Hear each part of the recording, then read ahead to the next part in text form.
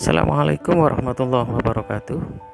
Anak-anakku, siswa-siswi SMP Negeri 2 Prigen yang saya banggakan, pada kesempatan hari ini, sebelum kita melanjutkan pembelajaran, terlebih dahulu marilah kita berdoa menurut agama dan keyakinannya masing-masing. Berdoa mulai.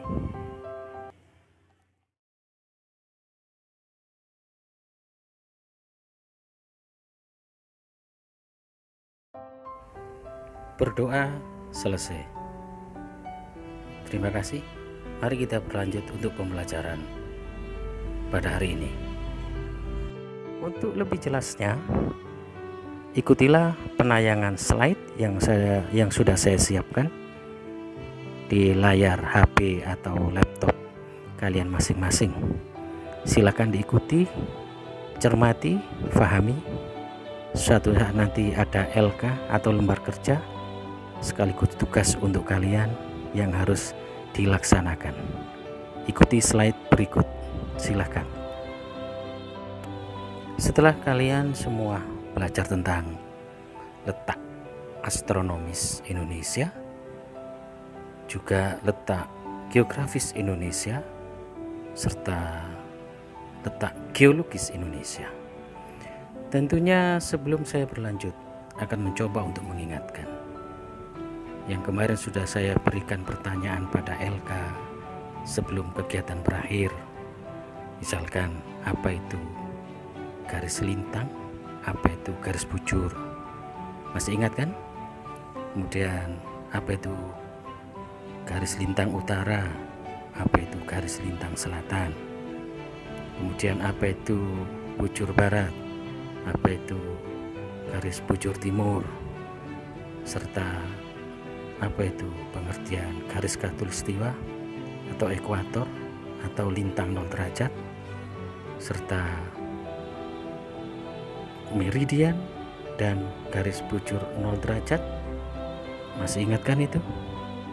Nah, untuk yang berikutnya, setelah kalian memahami semua itu, kita akan berlanjut untuk memperdalam bagaimana sih manusia, tempat dan lingkungan di Indonesia, negara besar yang kita cintai ini. Kita harus bangga itu. Mari kita ikuti slide berikut.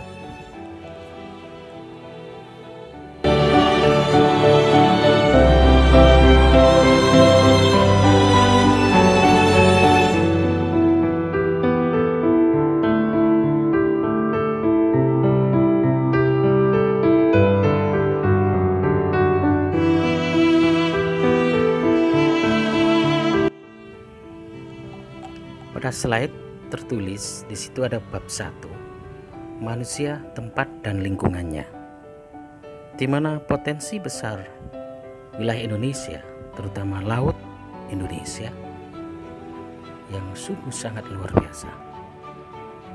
Kita cuplik salah satunya bahwa Indonesia kan merupakan negara maritim dengan potensi dan kontribusi perikanan yang signifikan bagi dunia. Tak hanya menjadi habitat bagi berbagai jenis ikan, Laut Nusantara juga menjadi tumpuan hidup masyarakat dengan berbagai jenis usahanya. Silakan lihat tayangan di sebelah.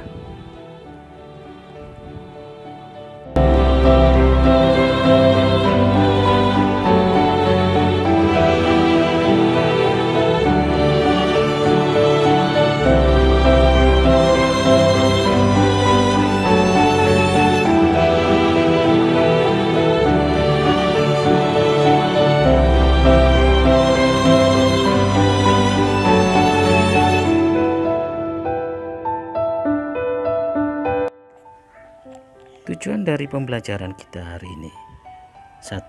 Setelah melakukan observasi ke ruangan, kamu dapat menjelaskan konsep ruang, interaksi antar ruang, dan faktor-faktor pendorongnya dengan tepat. Kedua, setelah melakukan pengamatan dan identifikasi peta, kamu dapat menunjukkan komponen-komponen peta secara tepat.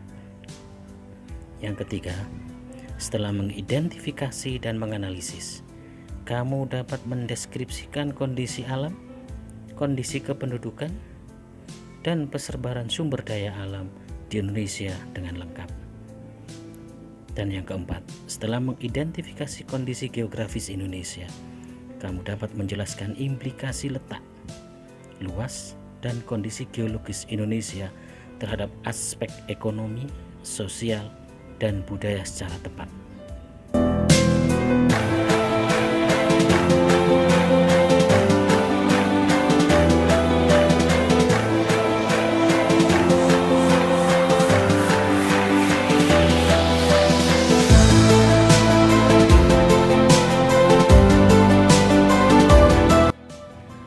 Pada slide itu terdapat pengertian ruang dan interaksi antar ruang, di mana ruang itu sendiri didefinisikan sebagai sebuah tempat di permukaan bumi, baik secara keseluruhan maupun sebagian, yang digunakan oleh makhluk hidup sebagai tempat tinggal.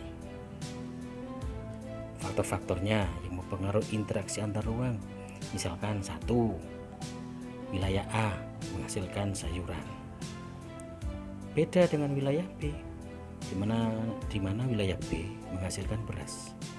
Maka kedua wilayah A dan wilayah B tersebut akan saling berinteraksi karena perbedaan penghasilan ekonomi.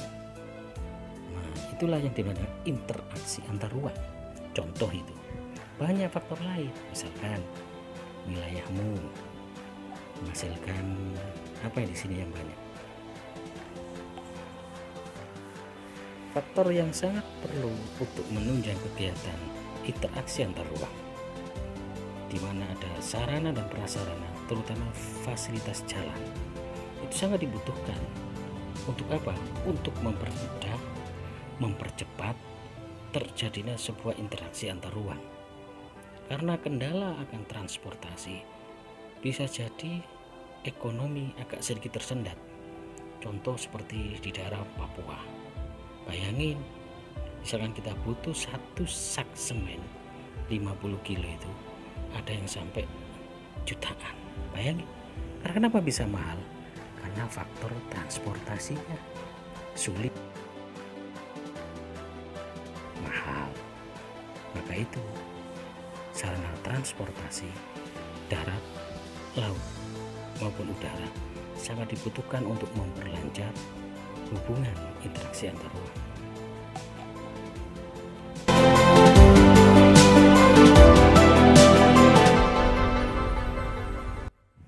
Untuk bisa lebih memahami tentang konsep ruang di Indonesia, kalian bisa belajar tentang peta, terutama peta Indonesia, karena di kelas 7 masih berkisaran tentang peta Indonesia. Beda nanti kalau kamu sudah kelas 9 ya, mendunia. Oke, kita teruskan.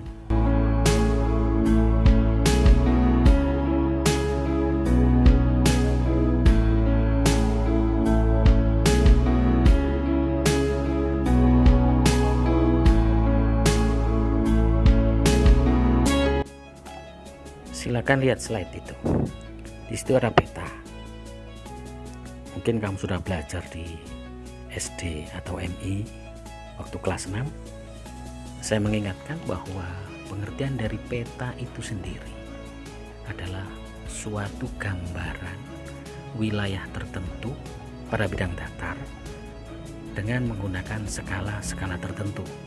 Saya ulangi, suatu gambaran wilayah pada bidang datar dengan menggunakan skala-skala tertentu. Itu pengertian peta. Nah, bagaimana dan apa syarat-syarat peta? Silakan kamu lihat pada slide itu. Pertama, harus ada judul. Kemudian yang kedua, silakan gambar ada garis koordinat, ada lambang orientasi, ada simbol, ada skala, ada lettering, ada garis tepi, ada itu legenda, dan bisa juga silakan ditampilkan sumber peta. Tolong pengertian syarat peta tadi kalian cari pada buku maupun pada tanya pada teman kakak-kakak kelasnya, ataupun media online yang bisa kalian pakai. Ya, silakan itu. Apa itu garis koordinat? Apa itu lambang orientasi? Apa itu simbol? Apa itu skala? Apa itu lettering? Mau garis tepi maupun legenda. Silakan itu nanti kalian kerjakan. Kalian isi pada tugas, pada buku tugas IPS kalian masing-masing. Oke, itu satu pada pertemuan ini tugasmu itu. Nanti ada lagi pada pertemuan ini juga ada tugas sebelum mapel, kegiatan mapel hari ini saya akhiri. Ya itu gitu.